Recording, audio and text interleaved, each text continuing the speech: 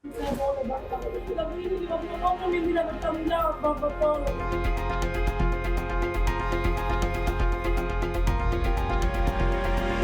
Ya, saya dengar gini saya sedih Bapak.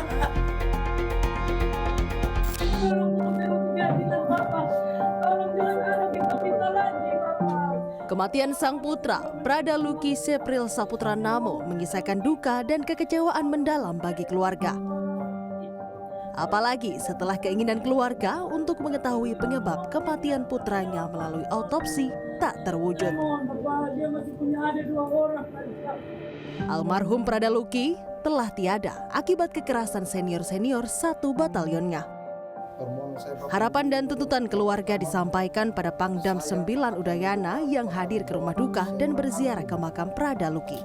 Pangdam 9 Udayana menjanjikan proses hukum yang transparan, cepat dan adil. Ayah almarhum Prada Luki, Serma Christian, menyampaikan 9 tuntutan. Di antaranya meminta pertanggungjawaban Ankum Prada Luki dan Sokter Batalion yang diduga dengan sengaja membiarkan putranya tewas. Ayah korban juga menuntut para pelaku diseret ke depan hukum secepatnya.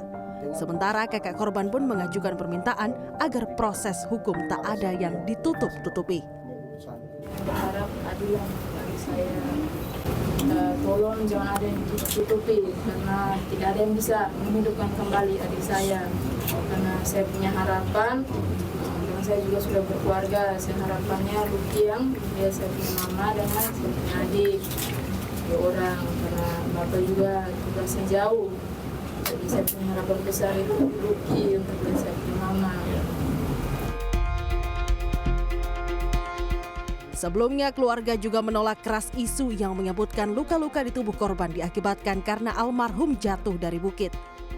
Keluarga pun membantah Luki memiliki riwayat sakit ginjal maupun penumpukan cairan di paru-paru. Itu jujur Om, saya juga kaget. Saya punya bapak Omo bilang Luki itu nanti mau dievak pertama ke rumah sakit Momere, tapi karena bilang alatnya kurang lengkap, jadi bilangnya mau ke Kupang. Nah, karena dia harus cuci darah, jadi saya bilang, loh ini anak sakit apa? Selama ini tidak pernah sakit yang sampai separah ini, sampai bilang cuci darah. Ini saya juga kaget Om. Apalagi saya punya mama, nah kami tidak ada penyakit apa-apa, nah sehat-sehat saja nih Om sampai sekarang nih. Itu yang saya heran tuh. Sampai bilang ada cairan di paru-paru, saya juga bingung. Mau dibilangnya anak juga merokok juga jarang-jarang. Kematian Prada Luki Namo diduga disiksa seniornya dalam kegiatan pembinaan prajurit menjadi indikasi kekerasan di tubuh TNI. Dikutip dalam wawancara program Prime News CNN Indonesia dengan Direktur Eksekutif ISISS bahwa TNI memang alat kekerasan negara. Pendidikan di TNI memang keras, namun bukan untuk kekerasan. Mendidik anggota TNI dilakukan dengan keras dan tegas untuk membentuk prajurit TNI yang tanggap dan terengginas. Nah, istilah pembinaan ini digunakan, tapi ya saya kira kita harus tegas ya. Pembinaan yang sah itu tujuannya jelas ya, membangun kemampuan, karakter, kemudian disiplin, ya melalui metode yang terukur, aman, diawasi dan sesuai prosedur gitu ya.